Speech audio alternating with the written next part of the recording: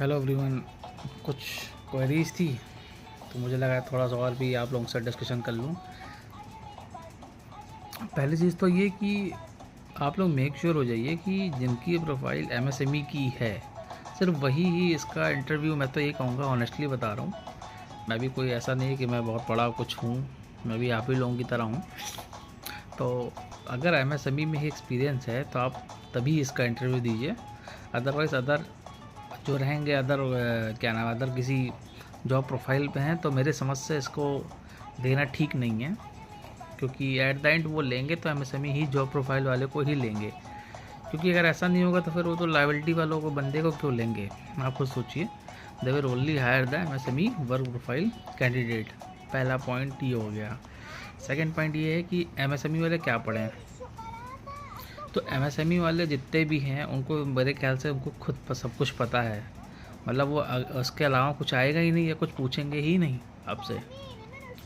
वो बहुत ज़्यादा अगर आपको फंसाएंगे किसी भी ऐसे टॉपिक पे तो वो सिर्फ बैलेंस शीट पे आ सकते हैं कि बैलेंस शीट में आपसे कैपिटल कहाँ लिखा जाएगा, अनसिक्योर्ड लोन कैसे निकालेंगे, एमआईबी बोलते हैं, एचडीएफसी बैंक में एमआईबी निकाला जाता है, मनी इन बिजनेस कैसे निकालते हैं, एनडब्ल्यूसी नेट वर्किंग कैपिटल क्या होता है, कैसे निकलता है, इसका फार्मूला बताइए।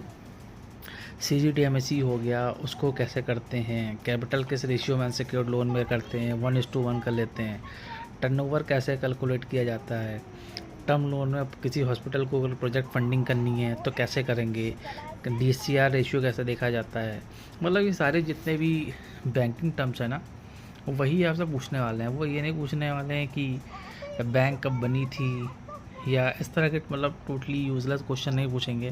किस डेट को स्थापना हुई थी, बैंक का टैगलाइन क्या है, ऐसा क्वेश्चन कुछ नहीं आता है। तो दे will only simple ask you all the question जो आप डायरेक्ट आप बैलेंस शीट को देख के आप एक जज कर सकें कि आप इस कस्टमर को ला सकते हैं कि नहीं ला सकते। एक ये देखेंगे। सेकंड क्वालिटी वो देखेंगे कि आप किसी क्लाइंट के पास बैठे हैं, मान लीजिए वो एचडीएफसी बैंक में बैठा है या एक्सिस में बैठा है, उसका वहाँ पे बैलेंस शीट है, वहाँ से वो वहाँ पे अपना बिजनेस कर रहा है, तो उसको आप टेक ओवर करके कैसे लाएंगे? क्योंकि एट द एंड आपका काम क्या है, आपको फाइल ही सोर्स करनी है। जब फाइल सोर्स करनी है तो वो तो वही चीज़ देखेंगे ना कि आप फाइल कैसे सोर्स कर रहे हैं, कौन सी फ़ाइल आप लेके आ रहे हैं, इनके पास अच्छी फ़ाइल ला रहे हैं कि नहीं ला रहे हैं। तो आप लोग मेक श्योर हो जाइए कि जितने भी एमएसएमई वाले बंदे हैं वो सिलेक्शन से उन्हीं का होगा और किसी का नहीं होगा मेरे हिसाब से। बाकी भगवान जाने क्या होगा, लेकिन एमएसएमई वालों का ही होगा, क्योंकि उन्हीं वही काम कर रहे हैं। तो एमएसएमई वाले ही थोड़ा सा अपने तरफ से ध्यान दें। बाकी किसी को कोई क्वेश्चन हो तो मुझे मैं